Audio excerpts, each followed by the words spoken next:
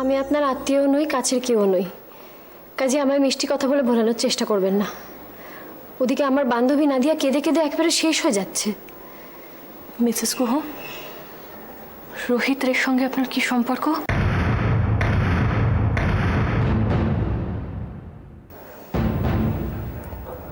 কি জানলে খুশি হন? প্রিয়ম সিনহা আপনাকে নিয়ে কদর্য কথা রটাচ্ছে। যেদিন প্রিয়ম সিনহা আমাকে এখানে দেখেছে আমি সেদিনই জানি যে এটাকেই ও যুদ্ধের প্রধান অস্ত্র হিসেবে ব্যবহার করবে, আর করেছেও তাই। এই কথাটা ঠিক যেখানে পৌঁছানোর পৌঁছে দিয়েছে। তাই তো বলছি, এখানে আসবেন না প্লিজ। তা হয় না বলছি তো। গৌরবকে আপনার হেফাজতে রেখে আমরা তো ভুলে যেতে পারি না। ভগবান ওদের নিশ্চয়ই আবার সন্তান দেবেন, নিশ্চয়ই দেবেন, কিন্তু আমার কি হবে মিসেস গুহ? আমার তো বাবান ছাড়া কেউ নেই, ওই তো আমার সব। বলুন।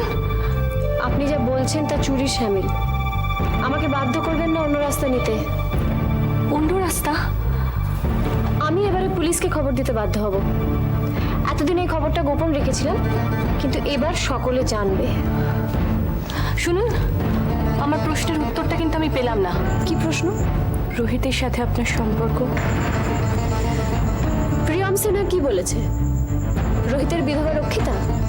যদি তাই মনে করেন তাহলে তাই। দাঁড়ান, তমালিকা রে কি রোহিতের পালিতা মা? এত সব জানার আপনার কি দরকার? ভীষণ দরকার। প্রিয়ম সিনহা মনে করেন রোহিতের জন্মবৃত্তান্ত বলে ওনাকে কলঙ্কিত করবেন, কিন্তু পারবেন না। কারণ তমালিকা রে আর শিবানী গুহ দুজনকেই রোহিত সমান আসনে বসান। হয়তো তমালিকা রেকে একটু বেশি না, তাই বা কি করে বলি বলুন তো? শিবানী গুহকে রোহিত ভালো না বাসলে আমাদেরকে কেন আশ্রয় দিতেন ওনার বাড়িতে? শিবানী গুহ? রোহিতকে যিনি জন্ম দিয়েছেন, রোহিত তার বিয়ের আগে সন্তান। আপনি? শিবানী গুহর ছেলের বউ, আমার মেয়ে দিয়া, আমার ননদ সোনা। আমরা সকলে তো ওনার আশ্রয়ই আছি, না হলে কবে কোন নর্দমায় ভেসে চলে যেতাম কে জানে। ও আমার ননদ সোনালি তো বলতে পারেন রোহিতের নিজের বোন।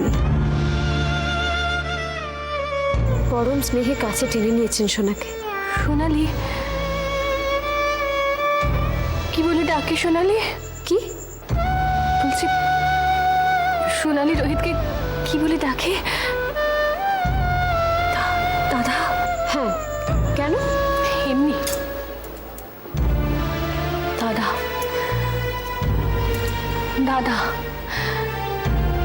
কতদিন দাদা বলে ডাকি না, কতদিন। প্রিয়ম সিনহা রোহিত সম্পর্কে আপনাকে ঠিক কি বলেছে বলুন তো? এত প্রশ্ন করছেন আপনি? কি চায় কি প্রিয়ম সিনহা? আপনাকে দিয়ে রোহিতের গায়ে কালি মাখাতে? না। তাহলে এত প্রশ্ন কিসের? রোহিত কে, কি করে, আমি কে, সোনা রোহিতকে কি বলে ডাকে, এত প্রশ্ন কেন?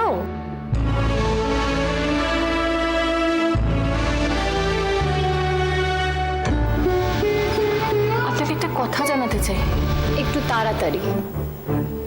কিভাবে শুরু করব ঠিক বুঝতে পারছি না। আমি আমি জানি না যে আপনি রোহিতের কে, তবে এটা ধরে নিতে পারি যে রোহিত নামের বিরাট বটগাছের কোনো একটা ডালে আপনি নিশ্চিন্তে বাসা বেঁধে আছেন। হয়তো হয়তো কি হলো? কাউকে বলবেন না, কথা দিন। গৌরবকে নিয়ে কোনো কথা কি? না না, বলবো, কিন্তু তার আগে আপনি প্লিজ কথা দিন যে প্রাণ থাকতে কথা আপনি কাউকে বলবেন না। রোহিতকে তো নয়। কি কথা? আমি রিয়া, রিয়া রে, তমালিকা রের মেয়ে।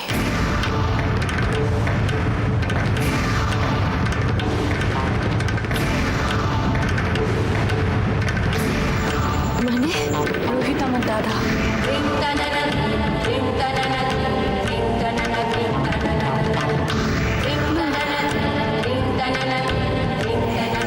হতে পারে না। কেন হতে পারে না? এটাই সত্যি। এটা হতে পারে না। যে রোহিত নিজের প্রাণ দিয়ে অন্যের প্রাণ রক্ষা করে, এটা কি করে হয়? হয়, এমনও হয়। কিভাবে? মা দাদার কথা না শুনে ইন্ডিয়াতে পালিয়ে এসেছিল একজনকে ভালোবেসে। তারপর কখন যেন একটু একটু করে চলে গেছে অন্ধকার জগতে। তারপর বুঝতে পারলাম, একদিন বুঝতে পারলাম, কিন্তু তখন অনেক দেরি হয়ে গেছে। যে দাদা তোমার কাছে দেব তুল্য, যখন প্রথম জানতে পারলে তখন তার কাছে গেলে না কেন?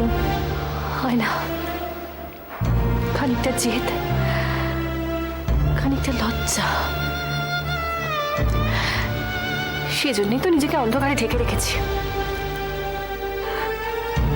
আমার জন্য আমার মা, আমার দাদা প্রত্যেকদিন সমাজে অপমানিত হবে না।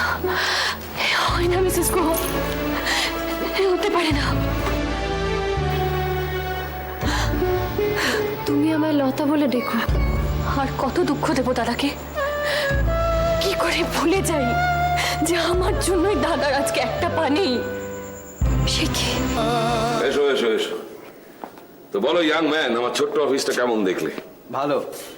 ওখান থেকেই তো এক্সপোর্ট কিং মনোময় সিংহ তার রাজত্ব চালান। আরে না না, রাজত্ব বলো না, বলো আমি ওখান থেকে কাজ করি। আর এখন তো ইয়াং ম্যানদের জন্য মাঠ ছেড়ে দিতে হবে। হ্যাঁ, আমি আর কতদিন, বিজনেস তো প্রায় গুটিয়ে এনেছি। চলো চলো বসো। ইয়াং ম্যান, সময় এখন তোমাদের, বসো। বসো না। তা বলো কি খাবে, চা না কফি?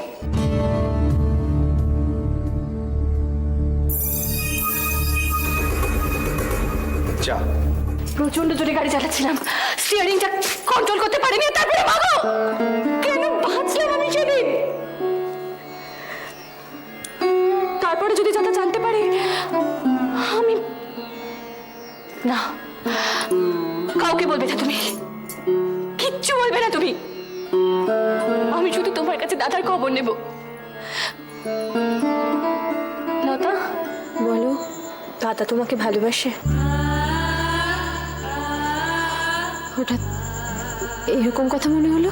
নিজের বদনামের পরোয়া না করে অন্যের ছেলের খবর নিতে যে নিষিদ্ধ পল্লীতে আসতে পারে, এমন মনের মানুষকে দাদা না ভালোবেসে থাকতে পারে না।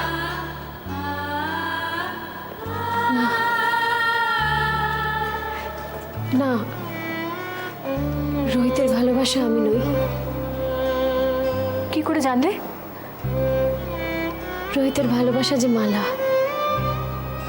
মালা?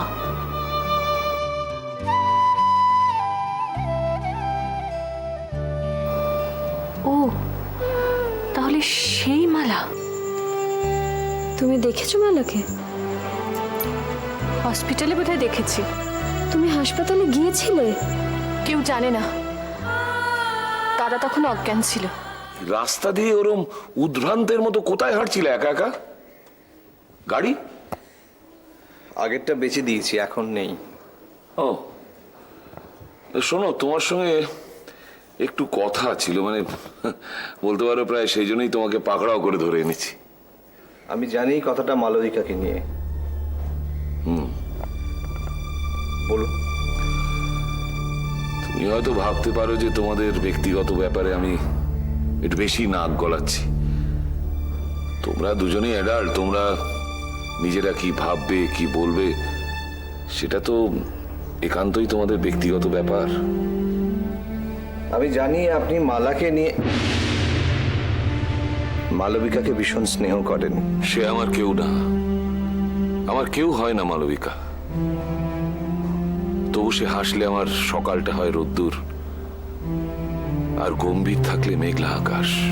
আমি এতদিন ভাবতাম আমি বোধহয় পৃথিবীর সব থেকে দুঃখিনী মানুষ। ভগবান বোধহয় সব দুঃখ কষ্ট একা আমাকেই দিয়েছেন।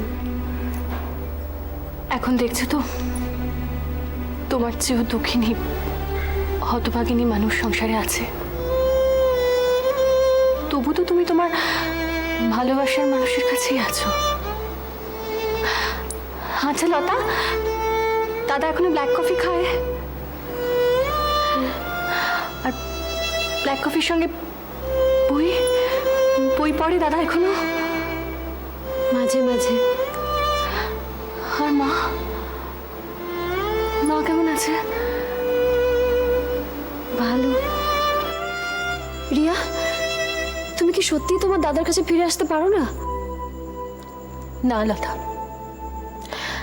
এটাই আমার জগৎ। এই জগতে ঢোকা যায় জানো, ফেরোনো যায় না। কোনো পথ তো নিশ্চয়ই আছে, থাকতেই হবে। শোনো লতা, তুমি এই সমস্ত কিছু নিয়ে মন খারাপ করো না। আর শোনো, মাকে, দাদাকে প্লিজ বলো না যে তাদের রিয়া এখনো বেঁচে। কিন্তু প্লিজ, তুমি কথা দিয়েছো। রিয়া, আমি ভালো আছি, ভালো থাকবো। তুমি কি বলে আমার দাদাকে থেকে দেখো কেমন? খুব ভোলা ভালা জানো, নিজের কথা একদম ভাবে না।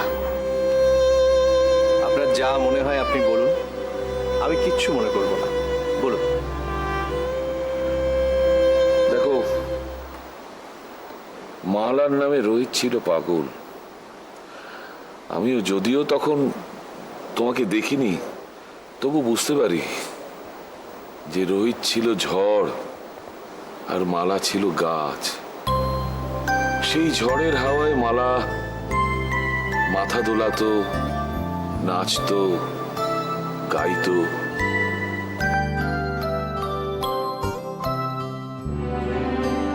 আজ সব কেন চুপ? মালা মালবিকা হয়ে গেছে বলে রোহিত আজ থম মেরে গেছে কি? বারবার চোখে ভাসছে মালা। মালবিকাই তো মালা। জানি মিস্টার সিংহ, সব জানি, বুদ্ধি দিয়ে সব বুঝতে পারছি। কিন্তু যখনই মালবিকাকে মালা বলে বুকে টেনে নিতে চাইছি, মালা বলতে চাইছি, সব কেমন যেন ঘেঁটে যাচ্ছে। আপনি হয়তো ভাববেন আমি পালাতে চাইছি, দায়িত্ব এড়াতে চাইছি, কিন্তু কোনোটাই ঠিক নয়। আমি পাচ্ছি না মিস্টার সিংহ। মালার সেই বড় বড় চোখ, সেই বড় ডিপ, আমি কিছুতেই ওর মধ্যে মালাকে খুঁজে পাচ্ছি না। বিশ্বাস করুন, আমি পাচ্ছি না। আমাকে আপনি যা খুশি বলতে পারেন, যা ইচ্ছে ভাবতে পারেন, কিন্তু আমি একটাই কথা বলবো, আমি পারছি না। আমি সহ্য করতে পারছি না। আমি চেষ্টা করব, বিশ্বাস করুন, আমি শেষ অবধি চেষ্টা করব, কিন্তু যদি না পারি কি করব বলুন?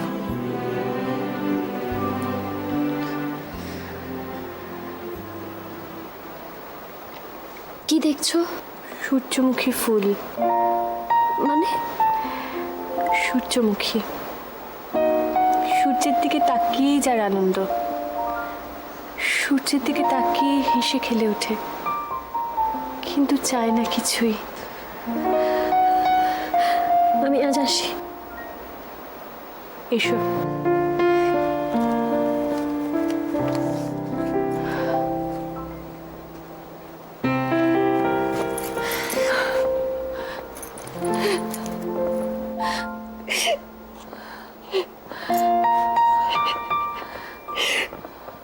তাই তো ভাবি, পরের ছেলেকে মুখে আগলে কোন পাগল ভাবতে পারে এ আমার নিজের ছেলে? নানার মতো, তাই না?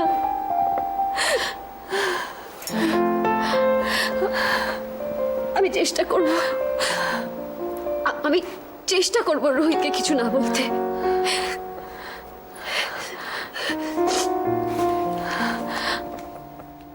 দেখো রোহিত, আমি জানি যে তুমি মিথ্যে কথা বলছো না, কিন্তু তোমার মনটা মালা আর মালবিকাকে মেলাতে পারছে না। একটা অদ্ভুত জটিল অঙ্ক, একটা অদ্ভুত কেমিস্ট্রি। তাই বলি যে তোমাকে আর মালাকে আমি একটা ফর্মুলায় ফেলতে পারছি না। কেন? কেন? যেখানে মনটা বেঁকে গেছে সেখানে সবকিছু তো বেকার ভায়া। আপনি নিশ্চয়ই আমাকে খুব খারাপ ভাবছেন। না, একটা ফাটল কোথায় ধরেছে, অথচ কিছুই হয় সত্যি কিচ্ছু হয়নি। হয়েছে রোহিত, কিন্তু মালার সবটাই তো নতুন। মনটা তো একই আছে। হ্যাঁ, তা আছে। সেই মনটা তো আজও রোহিতকে ভালোবাসে। দেখো, যেমন দু হাতে তালি বাজাতে হয়, দুটো মনকেও একসঙ্গে বাজতে হয়। আমি মালবিকাকে ভালোবাসি বলে তোমাকে তো জোর করতে পারি না। সত্যিই জোর করবো না, তুমি মুক্ত। কোনো কিছুর জন্য বাধ্য হয়ে মালবিকাকে গ্রহণ করো না। You are free. উড়ে যাও রোহিত, মুক্ত আকাশে ডানা মেলে উড়ে যাও। ফিরবার ইচ্ছে হলে ফিরো।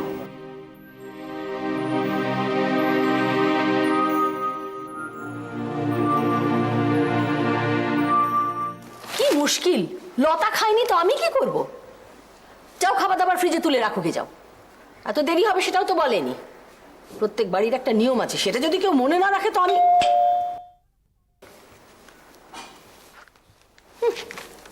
এই বাড়িটাকে সব একেবারে নিজের বাড়ি ভেবে বসে আছে। বাড়ির নিয়ম কানুন সব একেবারে।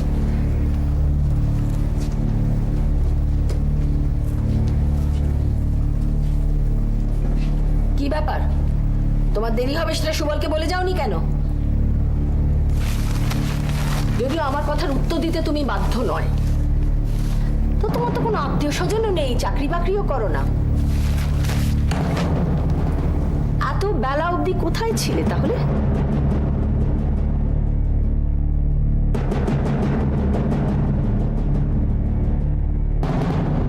এবার যদি বলি যে তোমার চাল চলন ভালো নয়, তাহলে তো আমার সম্মানে লেগে যাবে। কাউকে বলবেন না, কথা দিন। শোনো লতা, এই সমাজে রোহিতের একটা মান সম্মান আছে। এমনিতেই তোমরা এখানে আসাতে 5 জনে 5 কথা বলছে। আমার জন্য আমার মা, আমার দাদা প্রত্যেকদিন সমাজে অপমান। এর উপর যদি বেয়ারা টাইমে বাড়িতে ঢোকো বেরো, সেটা খুব খারাপ দেখতে লাগে। এই বাড়িতে যতদিন আছো ততদিন এই বাড়ির নিয়মেই তোমাকে চলতে হবে। কোথায় যাচ্ছ, কার সঙ্গে যাচ্ছ সব বলে যাবে, যাতে লোকের কাছে আমায় কথা শুনতে না হয়। কোথায় গিয়েছিলে? প্লিজ কথা দিন যে প্রাণ থাকতে এই কথা আপনি কাউকে বলবেন না। কি হলো, জিজ্ঞেস করছি না? এত বেলা অবধি কোথায় গিয়েছিলে? তোমার এই চুপ করে যাওয়ার আমি অন্য মানে ধরতে পারি? এমন জায়গায় গেছো যে মুখে বলতেও পারছো না। ভেবেছো চুপ করে থাকলেই আমি ছেড়ে দেবো? তুমি আমার নাকের ডগায় বেলের লাপানা করে যাবে আর আমি সব চুপ করে দেখবো? হুঁশে উঠলে যে, সাহস থাকে তো সত্যিটা বলো।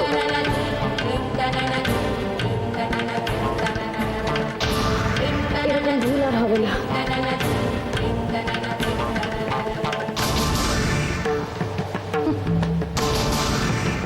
কাল সাপ যে একদিন বিষ ছবল দেবে সে আমার জানা।